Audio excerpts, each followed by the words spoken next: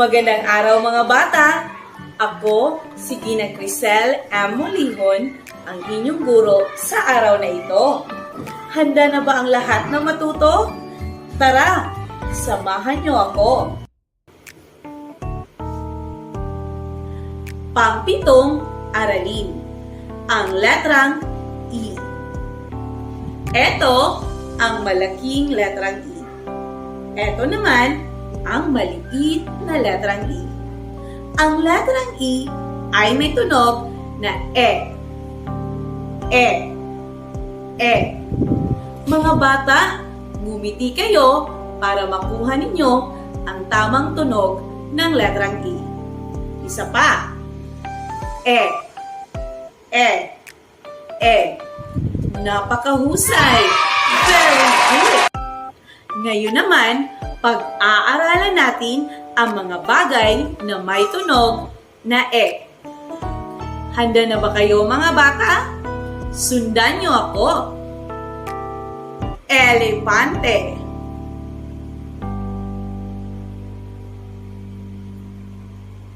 Espada.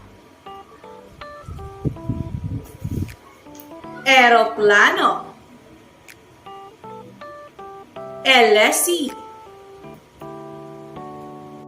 Ngayon naman, pag-aaralan natin kung paano isulat ang malaking letrang I. Simula sa asul na linya, pababa, gumuhit ng pahigang guhit, sa itaas, sa gitna, at sa baba. Ganyan isulat ang malaking letrang I. Kayo naman mga bata, subukan natin. Gumuhit ng tuwid na linya, pababa, gumuhit ng 3 pahigang linya sa taas, sa gitna at sa baba. Kayo naman mga bata, gumuhit ulit ng tuwid na linya. Simula sa asul na linya, pababa, gumuhit ng 3 pahigang linya. Very good! Tama! Ngayon naman, gagawin natin ang maliit na letrang I. Sa gitna ng pula at asul na linya ay guguhit tayo ng pahigang linya at pakorbang linya na kagaya ng maliit na letrang C.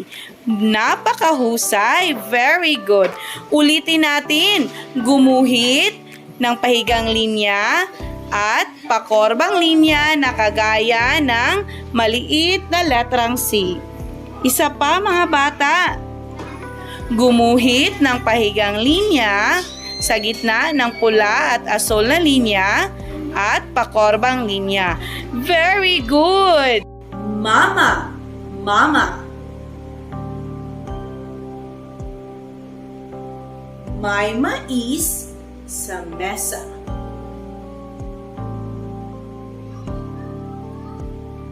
Ang mais ay isa.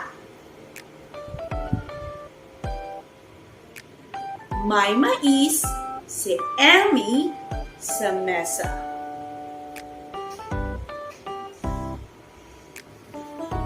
Magaling! Mga bata, magsanay pa kayo ng magbasa para mas lalong gumaling.